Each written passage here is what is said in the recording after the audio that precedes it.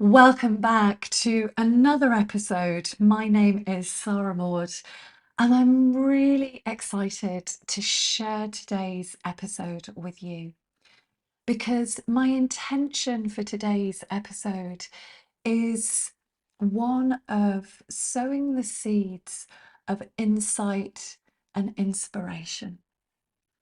Because in today's episode, I'm going to be diving deep into the human psyche to help you as a woman in leadership understand what is creating your experience moment to moment to moment. Because when you understand this and you understand it beyond the level of the intellect, when you're able to live your life embodying this understanding, operating from this understanding, I absolutely guarantee it will change your life for the better in ways that you probably haven't even begun to imagine were possible. Because the thing that I see with women in leadership doing battle with is battle with their thoughts, battle with their emotions, and battle with their beliefs. And in fact, everything that we are doing battle with is an inner battle. The only person we're ever really doing battle with is ourselves. And yet, what we have a tendency to do, not just as women in leadership, but as humans, is that whenever we're experiencing emotion, especially if it's emotions like insecurity, anxiety, upset, pain, hurt, we look outside of ourselves to try and understand what's the source of this. What is it that's making me feel the way that I feel? And we identify something and we create an association, we create a pattern match. And that's when we get into situations where we say, for example, my partner is making me feel angry because of this. Or my boss is really fucking doing my head in because of this. And I feel anxious, I feel frustrated, I feel impatient, I feel whatever. And it makes complete sense that when we're experiencing emotion, that we do look outside of ourselves. We do try to understand, why do I feel this way? So when I'm working with women in leadership and I put a very different spin on this and say, actually, the only thing that is creating your experience in any given moment is internally generated, there can be quite a lot of resistance to that. And I get it. I really get it. Because it's like, no, why would I be making myself feel sad or angry or upset or in pain or any of those kind of emotions? So if you're kind of in that space, then bear with me and sit tight because all will become clear. So let's start by looking at our emotions. So our emotions, we experience our emotions through the lens of polarity, which in really simplistic terms means that you can't have one without the other. It's a bit like a battery. You've got the positive, you've got the negative, but in order to make that battery work, you've got to have both. So we experience our emotions through this lens of polarity. So sad versus happy, calm versus anxious, confident versus insecure, love versus fear, gratitude versus resentment, excitement versus boredom. Do you get the picture? Now, what impacts how we're experiencing that emotion, how we are creating that emotion within us, is based on where your focus of attention is. Because wherever your focus of attention is what is creating that experience. Your focus of attention, where you place it, is where your energy flows. So what I see with women in leadership, and I saw it absolutely 100% in my own inner world, is where women have got very practiced at where they place their focus of attention. So one of the biggest, most common denominators that I see with the women that I work with is one of insecurity. So what is creating that insecurity is where they're placing their focus of attention. It's the inner dialogue, it's the stories that they've got so conditioned at telling themselves and possibly telling other people, that they naturally operate on that area of the emotional scale. So if we think about an emotional scale that's got two ends to it, two different polarities to it. So we've got security, insecurity, or confidence and anxiety. So if you have often very innocently created this conditioned, habitual place that you operate on that emotional scale, well, that's where you're going to hang out more often than not, unless you start to practice placing your focus of attention somewhere else and anchoring in that, creating a new neural response, and a little bit like a muscle, exercising that muscle.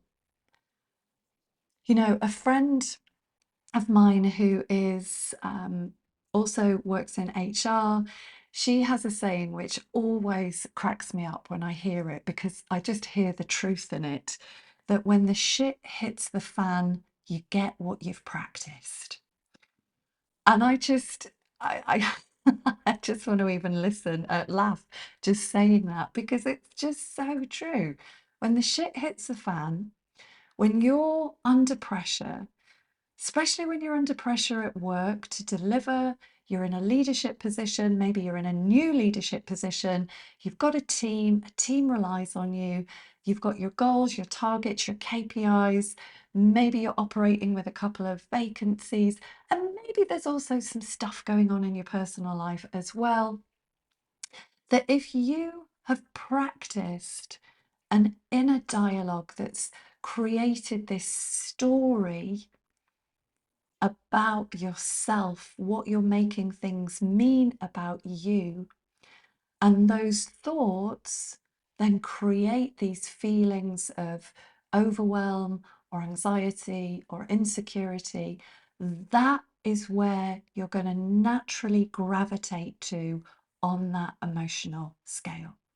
So when the shit hits the fan, you're going to get what you've practiced, meaning that it's become a very habitual, conditioned response. And yet, there are so many people out there that don't realize that they can actually create different responses. That everything that you are experiencing in any given moment is an internally generated perceptual response based on both the totality of all of your experiences, based on your values, based on your belief system, and again, your conditioned emotional responses. So all of that is a bit like a computer that has been designed, it's been coded to respond in a certain way. And I'm sure that many of you that are listening will know that we are operating from the level of the unconscious mind around about 96 to 99% of the time. I'm willing to guess that that's not necessarily new information for you. It might be, but what that means is that we are just an we've just got this internally generated storehouse of habitual thinking, conditioned thinking, storytelling, much of which has gone on to create the identity about who we think we are. So we just become really practiced in, especially when we're under pressure, because when we're under pressure, the brain is always trying to conserve energy. So we fall back into those habitual responses. We fall back into that habitual thinking. And if we're not aware of that, well, we can find ourselves not just going down fucking rabbit holes, we can find ourselves stuck in the bloody warren where we can find ourselves lost for days, weeks, months, getting more and more tied up in our thinking, getting tied up, going round and round and round. And you cannot think your way out of overthinking. But what the women that I work with in leadership start to understand is we have a choice about where to place our focus of attention.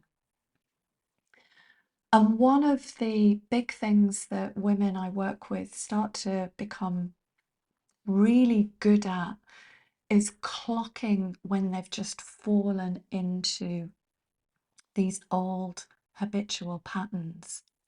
And they start to see that the way that they feel is because that's the emotion that they are generating.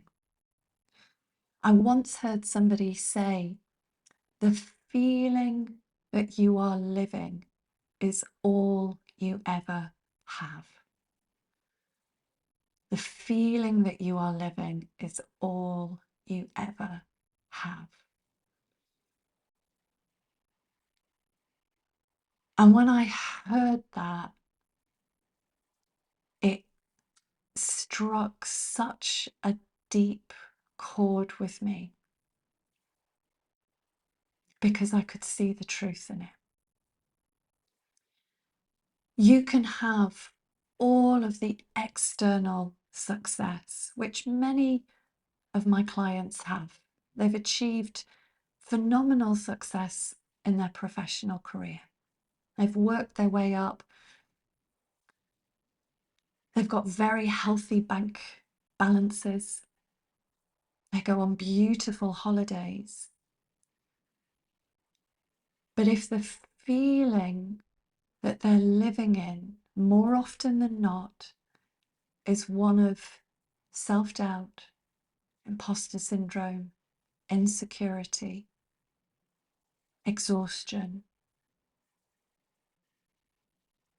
to the point that they question, what is this all about? That they feel broken. Maybe they've internalized that there's something wrong with me. Then the feeling that they're living in, that's all they've got. And for these women, it makes it even more frustrating, because I've lost count of the amount of women that have said to me over the years, on an intellectual level, I know I'm good at what I do. On an intellectual level, I know that I'm capable. On an intellectual level, I know that I've got credibility with the board. On an intellectual level, I know I'm a good mum, a good partner, a good friend.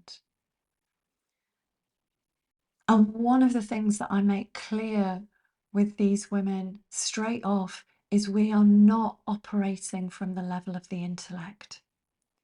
We are operating from the beliefs and the identity that we have formed. And so unless we upgrade that identity, and I like that, I like seeing it as actually just upgrading ourselves, then we are just going to keep operating from these old, habitual, and very outdated responses. Because that's the thing about the human psyche, is that these thought patterns, these feedback loops, these emotional responses, the beliefs, values, they all get formed really early on in our life. So even though we have grown up physically, we're holding jobs that have got responsibility. We might have children, we're taking care of little people. If we haven't upgraded our internal operating system, then when it comes to how we respond, especially under pressure, that's where we're naturally going to gravitate to on the level of polarity. So learning that actually it's us that's creating that internal experience starts to become a game changer. Now, it doesn't always look like that. So if you, for example, have gone through a really challenging time, let's say maybe you've gone through a relationship breakup or a divorce, and you've experienced a lot of heightened emotions, a really high level of emotional arousal, or even that you've gone through a restructure at work, or there's a lot of toxicity in the workplace, but something which on an intellectual level, it makes sense that we look and we say, I feel angry, I feel pissed off, I feel hurt, I feel whatever because of X, because of Y, because of Z.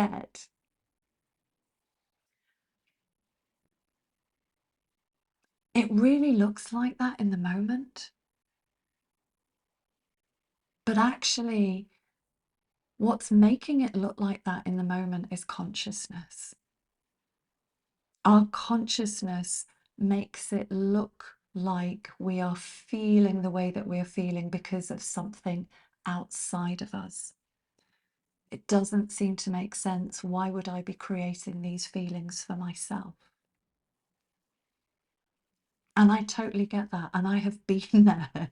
I've absolutely been there. It's like, if I'm experiencing pain, of course I wouldn't choose to create this. And this is what I mean about understanding what I'm sharing at a level that goes far beyond the intellect. And trust me, it's not an overnight job. I mean, there are some people that when they really see this, they have an insight and they go, holy shit, this is actually making a lot of sense. And something within them really shifts. In fact, I remember years and years ago when I came across this understanding, and it was like, I wouldn't even say it was a light bulb moment. It was like fireworks were going off in my mind. because I absolutely saw the truth of what I was learning. I I didn't hear it in terms of the words. I had that insight. And insight is when you literally see something that shifts your perspective. You experience a whole burst of fresh new thinking, a fresh new perspective. It's your realization. And we have insights all day, every day. So when we hear something that creates that insight is your innate wisdom, that innate wisdom that allows you to see something you've never seen before.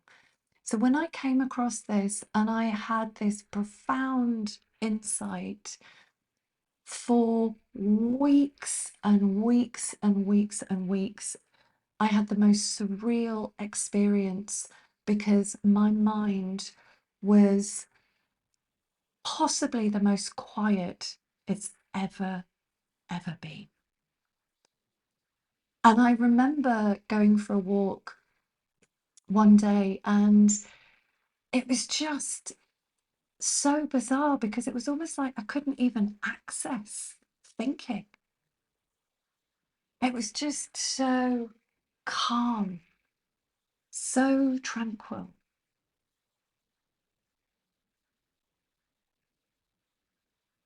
And you might be thinking, oh my God, I can't even imagine what it would be like to have that.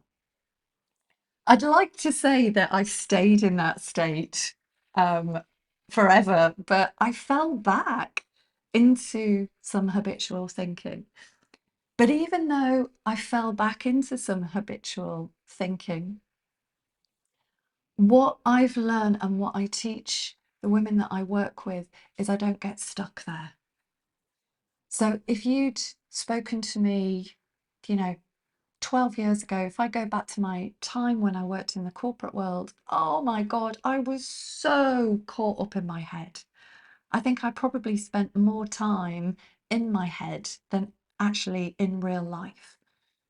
Thinking, overthinking, giving myself a really hard time, experiencing insecure thinking. I was never anxious. I was never really an anxious thinker, but that sense of having exceptionally high standards for myself and giving myself a beating if I didn't meet those standards. I was the queen at that. I'd mastered that. I'd got that one down to a T. And insecure thinking because I was comparing myself to other people, all of that inner dialogue. So if you'd said to me back then, you know, you can understand what's creating your experience, Sarah, and you can literally stop thinking, I probably would have thought you were a bit of a nutter. But it's only from my own experience and from working with women and helping them to understand this that they start to get it at the level where they can really see what's going on. So, where we are on that emotional scale is based on where our focus of attention is. So, as a woman in leadership, when you get good at clocking these stories and you realize you've just fallen into an old story, and actually that's what's creating your experience, and we can see that, it's like, the mind resets itself. And sometimes where there's more heightened levels of emotion, that's why I absolutely love EFT. Emotional freedom technique, or tapping as it's referred to, can absolutely calm down your levels of emotion. It regulates your nervous system and it brings you back to the present moment in minutes, absolute minutes. So sometimes when we're aware that we're caught in our thinking, we can see it as actually this is just a really old story and I'm just doing battle with my thinking. But there's a bit of emotion there. Then tapping alongside just calms everything right down. It takes you off emergency alert and it allows you to move forward so you don't get hijacked by your emotions. As this is where I see so many women, they're just getting hijacked by their emotions. So when they start to understand more about polarity, they start to understand what is creating my emotions moment to moment to moment. They start to learn to focus their attention differently and practice that, well, then things really start to shift. Because we are living in that internal reality, we start to experience reality differently.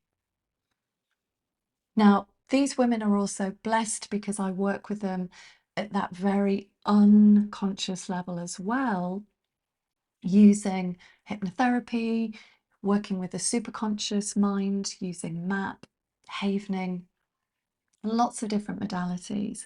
So we are really deep diving and processing events and past experiences to stop them pattern matching back to them. And that is something actually I would caveat, that if you have experienced trauma and that trauma hasn't processed and that trauma is stuck in the nervous system, your nervous system is very likely to be unregulated. So you can be listening to this podcast and thinking, oh my God, this is amazing. This is what I need to do. But you might still find yourself responding in a certain way because of trauma. Because if we've experienced trauma, especially if we've experienced a lot of trauma, especially a lot of childhood trauma, we are pattern matching back to those responses. We're operating based on what we made those traumas mean at the time. And I've worked with women that have experienced some absolutely horrific traumas. They've grown up in households where there's been domestic violence, there's been alcoholism, there's been abuse. They've grown up with emotionally avoidant fathers, mothers that were particularly narcissistic, or they've experienced something really significant and the way that their family have responded has been very, very poor. So, for example, one of my clients, beautiful, beautiful woman, she was raped when she was 17 by her, at the time, boyfriend. And the response that she got from her mum was one that, we don't believe you. Now, you probably don't need me to tell you the kind of impact that that can have on somebody and her identity, her sense of self. And so she's understandably grown up feeling like it's not safe to be vulnerable, that I have to keep this wall of armor around me. And so working together, we were able to process that. And also what was beautiful is that she really noticed a change in the way that her body responded. She had endometriosis and physical health conditions. About 99% of physical health conditions start with the stress response. So by processing trauma, we're also creating the right inner environment for the body to start to heal. So trust me when I say that what I'm sharing with you, when you understand it and practice it and embody it is absolutely 100% a game changer. But it might be that if you have experienced trauma, that needs work. And if that is the case and you're resonating with this, then you can use the link in the podcast description to book an initial consultation with me. You know, another example of work, again, another wonderful woman in leadership that I'm working with at the moment, who has just found out that she's pregnant with her second child. And the conversation that we had this week was this fear of letting people down. Now, this is a woman who, when she was 2, her mum was in rehab. Her mum was an alcoholic. Her mum's been an alcoholic all of her life. Dad, again, very emotionally avoidant. Her dad was very, very, very successful, chief exec, very masculine, not probably very self-aware, and couldn't cope with his emotions. This was his relationship with his wife. This was kind of one of the things that he couldn't, quote unquote, fix. And so he really struggled with that. So he didn't know how to regulate his emotions, manage his emotions. So for my client, growing up in that environment where a house doesn't feel safe, she has grown up with this sense of, I need to prove myself, that if I'm not always doing, then what are people going to think about me? You know, she's just created some patterns of behavior, which again, completely make sense. As children, we develop patterns of behavior to support us that make sense at the time. But these patterns of behavior actually then can work against us as we grow up. And this is where the upgrading comes in, because what might have worked for you when you were 7 or 11 in a bid to survive actually isn't working now. You know, I had another client this week who grew up, again, an environment where mum was an alcoholic, dad used to beat her. So my client was an only child, and they learnt to keep themselves out of the way. They learnt that they couldn't express any emotion, wasn't safe to express emotion. And one of the things that they really struggle with is being visible, because they learn at a young age that visibility is not safe and emotion's not safe. And so they said, you know, I just don't do emotion. They couldn't even remember the last time that they cried. And what they're experiencing is a real fear of being visible, putting themselves out there, and public speaking. And they have a role where they are required to do a lot of public speaking, and they recognized, I can't ignore this anymore. This isn't just about public speaking. This is probably about something deeper. So again, working together, we're able to work with their superconscious mind to treat and heal these traumas so that they naturally start to feel safe in their body. And when we naturally start to feel safe in the body, our behaviors naturally start to change. So again, it's always coming back to emotion. What is it that we're experiencing? So yes, if you have got trauma, if you've experienced trauma, then please do reach out. My guarantee is that when it comes to processing, treating and healing trauma, we do not need to talk about it. In fact, I make a point of not going into the details, not doing an archaeological dig into your past, because actually that can re-traumatize you. And we don't need to do that archaeological dig in order to be able to process trauma. So coming back to what I was saying, what is creating your experience? What I would really invite you to do, and if you don't already journal, is to start journaling. And just keeping a small journal with you, especially at work, noticing what is it that you are saying to yourself when you're in your stuff. So when the shit has hit the fan at work and you are in your head, what is it that you're saying to yourself? What is it that you are making this mean about you? Are you saying maybe you're not as good as you think you are? Are you saying I'm going to let people down? Start to become aware of those thoughts, of that inner dialogue. And I know that that's not always comfortable to really look at ourselves. And I would absolutely 100% invite you to look at yourself from a place of love and compassion. Again, one of the biggest common denominators that I see in women is the lack of love and compassion that they give themselves. And that is not a judgment, because as I said, I used to be the queen of being hard on myself, the queen of giving myself a beating.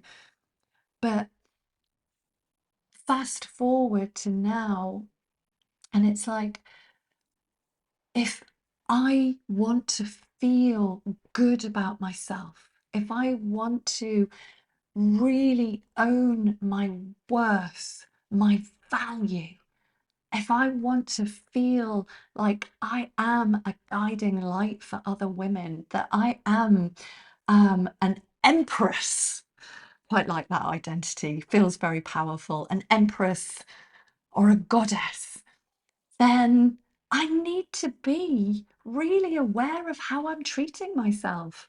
I can't be really hard on myself and give myself a hard time and expect to feel good about myself. And it seems so freaking obvious to me, but back then it wasn't. And I see this with women, that they so want to feel good about themselves. They come to me and they're like, I really want to feel good about myself. I want to feel good enough. I want to feel calm in my body. I want to feel confident, confident, confident, confident. And yet they're treating themselves in a way that they wouldn't treat anybody else. So getting aware of what is it that you're saying to yourself when you're in your stuff? How do you treat yourself? How often do you give yourself a pat on the back and say, good work, I'm proud of you? And if you do that to yourself whilst looking at yourself in the mirror, that's even more powerful. In fact, it can actually be really quite an emotional experience when we look in the mirror, we see ourselves. And by see ourselves, I don't mean just see the reflection looking back at us, but we see our soul, we see our essence, we see the truth of who we really are. And it's just, it, for me, when I do that, it just opens up my heart energy field. I feel so much love and connection for myself. And that's a beautiful place to live our lives from. But we can't do that if we're always being really down on ourselves. So getting good at that, journaling. And when it comes again to really embodying this understanding of what's creating our experience, an example that I might share with the women that I work with is when something's happened at work, when it feels like you've had a really difficult, challenging kind of conversation, either with a member of the leadership team, with your manager, a member of your own team, whatever.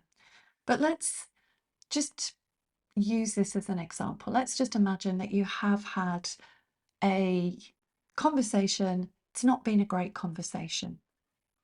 And you've experienced feeling whatever range of emotion. whether that's anger, whether that's frustration, whether it's impatience, whether it's despair, whatever. And in that moment, thanks to consciousness, it seems like what you are experiencing has come from that conversation. It's come as a result of that conversation. It's come from the other person. And how many times do we say this? You know, they made me feel X. And yet, fast forward to the next day or the next couple of days, and you are still hashing that conversation in your mind. And let's be honest, like, how many of us have done this? I'm willing to guess that every single one of you have done this, myself included, that we are still rehashing the conversation, we're going over it, we're thinking of all the things we wish we would have said. That's the ego, by the way. And so we continue to generate the same feelings.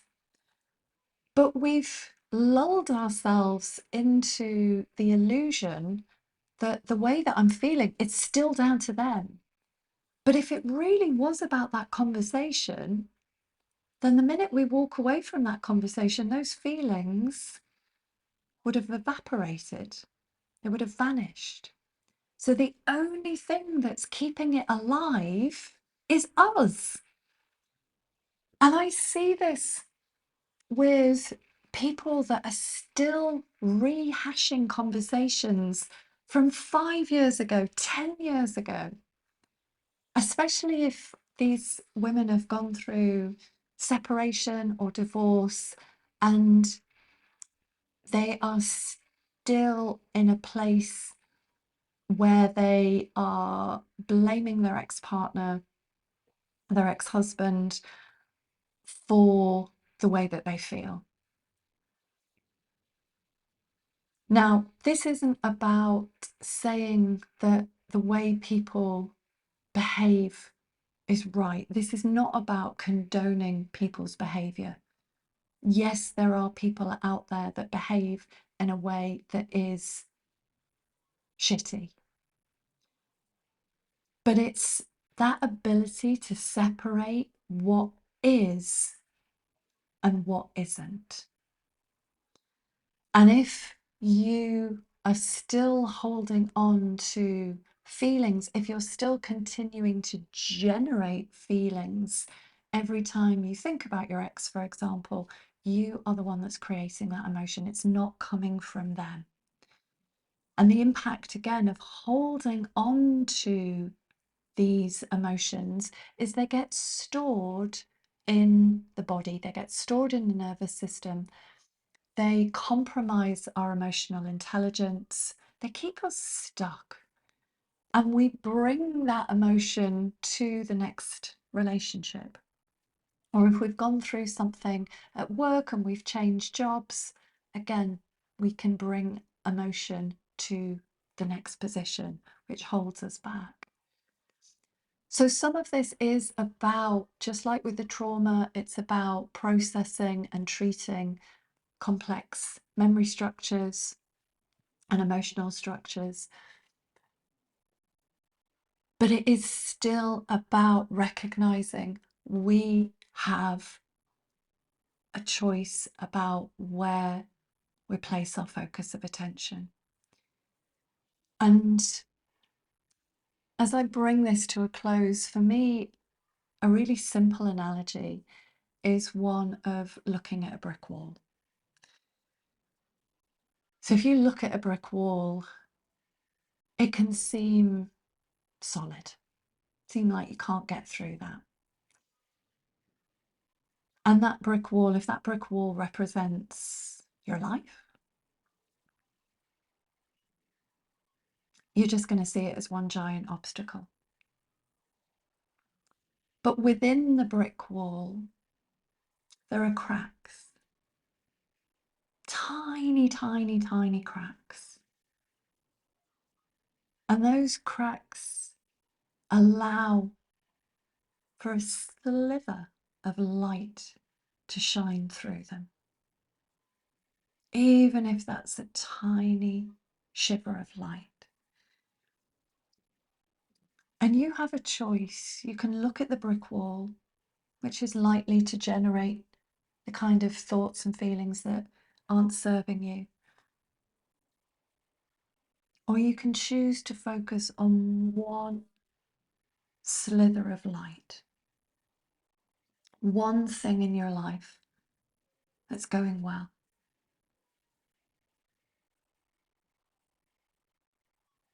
One thing that you like about your life, one thing that you're grateful for, something that allows you to feel a sense of peace, a sense of calm, a sense of joy.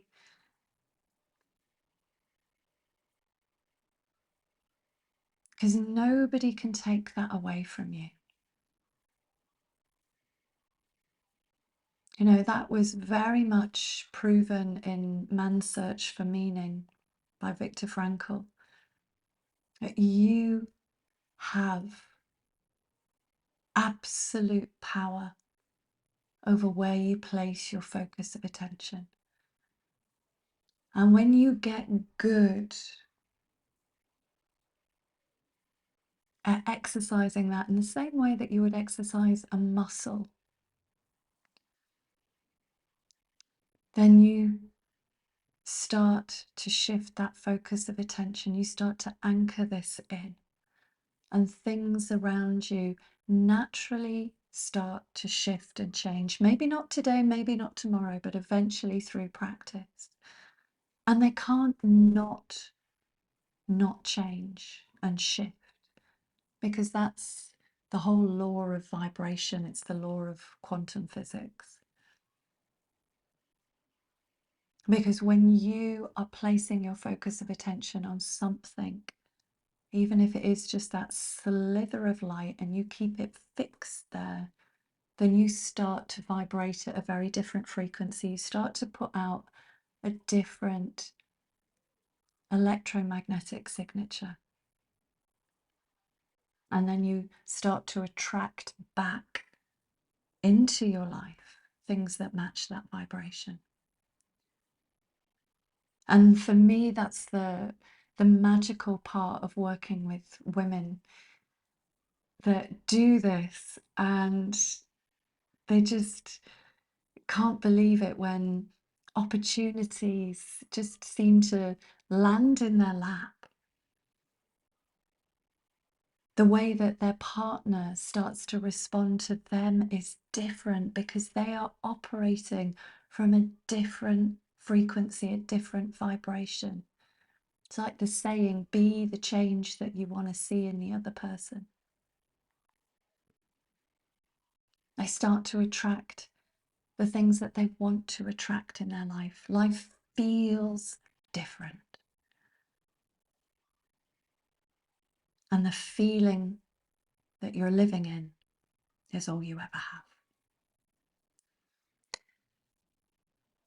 So I feel like I've covered a lot here, and